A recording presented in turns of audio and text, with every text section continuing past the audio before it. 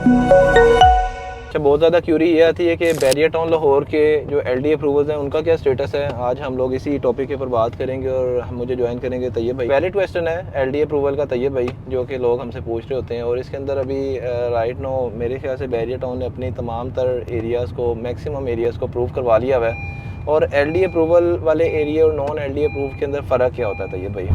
बस भाई बेसिक फ़र्क जो होता है वो देखें, एलडीए के रिकॉर्ड में जो चीज़ आती है वो गवर्नमेंट के रिकॉर्ड में चीज़ है। एक तो सोसाइटी की अप्रूवल्स होती हैं, एक होती है एलडीए की जो लाहौर डेवलपमेंट है। उसके अलावा बेसिक कंसर्न अच्छा, क्लाइंट का कंसर्न अच्छा। देखिए, कुछ भी बाय करने से पहले हम देखते हैं कि उसके क्या क्या हैं, तो नुकसान क्या है इसका। इसको बाय करने से पहले हम देखते हैं अप्रूवल्स कितनी है, मैन्युफैक्चरिंग कैसी है, किसी भी मिनिमम की बात कर रहा हूँ। इसी तरह प्रॉपर्टी के हवाले से भी जब कोई बाय कर रहा होता है तो उसका वैलिड क्वेश्चन है कि एलडीए से अप्रूव्ड है या नहीं। अब एलडीए से अप्रूव जब बैरियर हाफ अप्रूव था एलडीए से, उसकी एक अलग से बाइंग सेलिंग थी। वहाँ पे कुछ लोग टैक्सेस जो है उसकी वजह से वो नॉन अप्रूवल की तरफ जाते हैं, जो कि जस्ट सोसाइटी ट्रांसफ़र होता है। वो उन लोगों के लिए वैलिड है जो कि एक इन्वेस्टर है, जहाँ के जो लॉन्ग टर्म की प्रॉपर्टी नहीं रखना चाह रहे। और इसमें आप थोड़ा सा बताइएगा अवैस भाई, जो कि क्लाइंट कहता है कि जी ये इसमें मुझे क्या नुकसान है अगर मैं नहीं लेता एलडीए से अप्रूवल वाली जो लैंड है, मैं आगे जाना चाह रहा हूँ। तो उसमें बैरियर टाउन के मेरे ख्याल से फर्स्ट 6 सेक्टर्स जो हैं ABCDEFGH, ये टोटल 8 सेक्टर हैं और जो 6 सेक्टर हैं वो अप्रूव्ड हैं। अभी वो लोग जो कहते हैं कि हमने स्टैम्प ड्यूटी और वो नहीं करने, हम इन्वेस्टमेंट पर्पज़ के लिए परचेज़ करना चाह रहे हैं, तो उनके लिए जो है ना हम अगले 2 सेक्टर्स को सजेस्ट कर रहे होते हैं। और पहले एक ये था रिक्वायरमेंट होती थी कि एलडी अप्रूवल के साथ ना माइंड में यह रहता था कि गैस की फैसिलिटी भी मिलेगी। तो लेकिन अब जो एलडी अप्रूव वाला एरिया, जैसे हम लोग फर्स्ट 6 सेक्टर की बात करते हैं, उसमें से 4 सेक्टर के अंदर गैस की अवेलेबिलिटी है, 2 सेक्टर में तो मिली ही नहीं।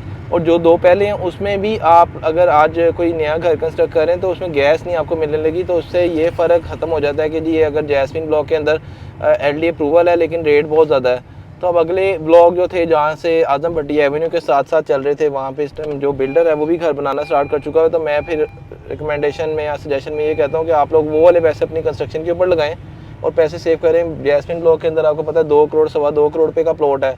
आजम भट्टी एवेन्यू के सराउंडिंग के अंदर आपको 1.60 से लेकर 1.80 के अंदर बड़ी अच्छी बेहतरीन ऑप्शन मिल जाती है। तो तकरीबन अगर आप एज़ पर लोकेशन और प्लॉट देखें तो आपको 40-50 लाख के फ़र्क मिलते हैं इसी एरियाज़ में। और आजकल जो है हमारे पास बहुत ज़्यादा जो रिक्वायरमेंट आती है वो इसी वजह से अगले ब्लॉक्स की तरफ आने लगी है, क्योंकि ट्रैवलिंग टाइम बहुत ज़्यादा नहीं है लेकिन कंस्ट्रक्शन जो प्राइस है उसकी और कंस्ट्रक्शन कॉस्ट को जो लोग अपना मैनेज करके चल रहे होते हैं उनके लिए ये एरियाज़ बेहतर है। इसमें वैसे भी एक चीज़ मैं पूछना चाह रहा हूँ आपसे, जो क्लाइंट अक्सर क्यूरी करता है, वो कहता है कि मुझे ऐसा एरिया दें जी, मैं रजिस्ट्री इंतकाल भी करवाना चाह रहा होता हूँ, तो उसके लिए क्या आप सजेस्ट करते हैं? उसके लिए तो रजिस्ट्री इंतकाल, वैसे मैं आपको ये बताऊं कि इंतकाल जो हो रही थी प्रॉपर्टी उसका बैरियर टाउन के अंदर डिमांड थोड़ी कम होती है, क्योंकि एलडीए जहाँ पे एंगेज होता है, ठीक है एलडीए अप्रूवल है, लेकिन जब कल को ये चीज़ बेचने आते हैं ना फिर उतने ही एलडीए के फर्दर एनओसी भी रिक्वायर होते हैं। और आपको पता है हमारी अथॉरिटीज़ हैं लेकिन out of pocket expenses start हो जाते हैं।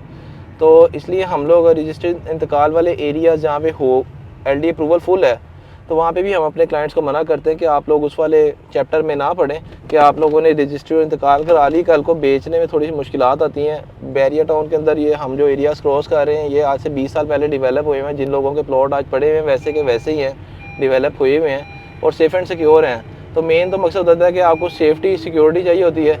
आपने इंतकाल करवा लिया है, वेल एंड गुड, आपने नहीं भेजना। और अगर आप उसको वैसे कहते हैं कि जी हम लोगों ने इंतकाल करवा के ज़्यादा अच्छी सेटिस्फेक्शन है, तो फिर आपको मैं कहता हूँ कि यार ठीक है आप करवा लें ये। वैसे भी दूसरा इसमें ये है कि कुछ क्लाइंट का कंसर्न होता है कि जी ये हमें खर्चा है जी, आप एलडीए अप्रूवल से बाहर जो चीज़ लेके दे रहे हैं। एक तो हमने इन्वेस्टर की बात की कि वो अंगेज होता है, कुछ लोग ऐसे हैं जो कि टैक्सेस नहीं देना चाह रहे होते लेकिन वो एंड यूज़र के तौर पे लेना चाह रहे होते हैं प्रॉपर्टी। उनका खर्चा थोड़ा सा क्लियर कीजिएगा कि अगर अप्रूवल्स वहाँ पे नहीं है, इसका ये मतलब नहीं है कि वहाँ पे कोई मसला हो जाएगा कल को या कोई इशू होगा, इसके हवाले से अपडेट कीजिए। नहीं, किसी भी हवाले से आज तक जो भी प्रॉपर्टी बैरियर अंदर बिकी है, ऑर्चर्ड की ज़रा अप्रूवल्स लेट आई हैं, लेकिन वहाँ पे जिन लोगों ने पहले इन्वेस्टमेंट की उन्होंने अपनी एक किस्म की वो प्रॉफिटेबिलिटी बढ़ाई है। उन्होंने वो प्रॉपर्टीज़ जो ऑलरेडी परचेज़ की हुई थी आज उनके अंदर जो है उनको प्रॉफिट ज़्यादा होता है। इसी तरह आजम भट्टी एवेन्यू जो सेक्टर EF के जो एरियाज़ थे, इसमें भी आज से 2 साल पहले तक अप्रूवल नहीं थी। जिन लोगों ने पहले अच्छे टाइम के ऊपर कमर्शियल परचेज़ कर लिए, जिसमें आप कह लें कि 2-2.25 करोड़ रुपये का कमर्शियल था, अगर आज की ट्रांसफ़र फ़ीस की बात करें तो तकरीबन मेरे यहाँ से 5 मरले के लिए आपके पास अराउंड कोई 2 मिलियन होना चाहिए। लेकिन इसमें स्टैम्प ड्यूटी या टीएमए ऐड हो गया। जिन लोगों ने उस टाइम पे परचेज़ किया था उनको वो टैक्सेस नहीं पड़े थे, तो आपने अपना प्रॉफिट में से अगर कोई अपनी तसल्ली करने के लिए वो एरिया के ऊपर एक्स्ट्रा फ़ीस पे करके ट्रांसफ़र करवानी है तो फिर तो ठीक है, वरना अदरवाइज़ मैं आज भी ये सजेस्ट करता हूँ कि बैरियर टाउन जैसी सोसाइटी के अंदर आपको ये वाला फ़ियर फैक्टर ख़त्म हो जाता है कि यार मैंने जो प्रॉपर्टी ख़रीदी है उसमें अलॉटमेंट ही इनफ है कि नहीं है। बिल्कुल, वैसे भी देखें काफ़ी क्लाइंट जो एंगेज होते हैं प्रॉपर्टी की सेल परचेज से, उनको तो ये सारी चीज़ें पता होती हैं। मोस्टली ऐसे क्लाइंट जो उस तरह से एजुकेट नहीं होते, हम बेसिक उनके लिए ही ये सारा मामला कर रहे होते हैं, वीडियोस और अपडेट दे रहे होते हैं। तो जिनको नहीं इस तरह से समझ आ रहा होता, हमारी रिकमेंडेशन होती है, हम मार्केट बैठे हैं, हम उनको बेस्ट प्रोवाइड करके देते हैं सोल्यूशन के भाई इस तरह से आप चलें। बिल्कुल। और अगर फर्दर कोई किसी का कंसर्न रह जाता है तो हम लोग अवेलेबल हैं डॉक्यूमेंटेशन पॉइंट ऑफ व्यू से, LD approval point of view से। आप लोगों को जो भी आपकी ट्रांसफ़र फीसेस हैं, टैक्सेस हैं, वो उनके हवाले से हमारी टीम एनी टाइम आपको अपडेट कर रही होती है। और बैरियर टाउन में इस time day by day brands move कर रहे हैं, कमर्शियल एक्टिविटी हो रही है, बैंक्स मूव कर रहे हैं। इवन के हम लोग अगर बैरियर टाउन के अलावा बैरियर ऑर्चर्ड की बात करें जहाँ पे अप्रूवल हो गई, वहाँ पे भी ये हो चुकी हैं चीज़ें अब शुरू। तो आज अगर हम बैरियर टाउन के वो एरियाज़ जो कि बड़े हॉट एरियाज़ हैं, जहाँ पे कॉर्नर के ऊपर मैं समझता हूँ आप देखें तो मोस्टली एरियाज़ के ऊपर जो है ना आपको बैंक नज़र आएंगे, और बैंक वाले सिनेरियो के अंदर आपको रेंटल बड़ा अच्छा पे हो रहा था, यहाँ कोई ब्रांड आ जाए। तो ऑर्चर्ड के अंदर आजकल कमर्शियल के हवाले से या फिर रेजिडेंशियल पॉइंट ऑफ व्यू से आपको प्राइस काफ़ी इकनॉमिकल मिल रही है बैरियर टाउन जैसे प्रोजेक्ट के अंदर।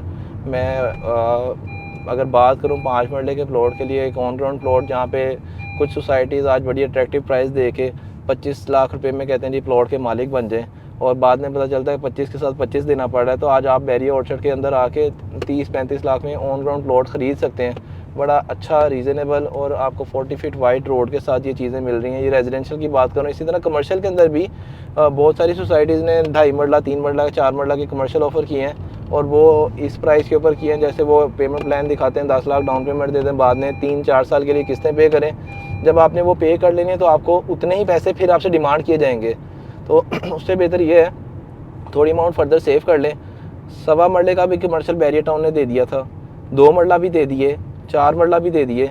आप पे डिपेंड करता है, आप छोटी चीज़ ले लें, आप ना बड़ी पे जाएं। ऑर्चर्ड के अंदर आजकल 2 मरला कमर्शियल हेड ऑफिस के सराउंडिंग में होगा बड़े रीज़नेबल प्राइस के ऊपर। अभी बैरियर फर्दर दे रहा है, गाजी ब्लॉक में बैरियर टाउन ने कमर्शियल दिए हैं, नश्तर ब्लॉक में दिए हैं, और डिफरेंट एरियाज़ के ऊपर 1.25 मरले के भी कमर्शियल आउटलेट जिना ब्लॉक में आए थे।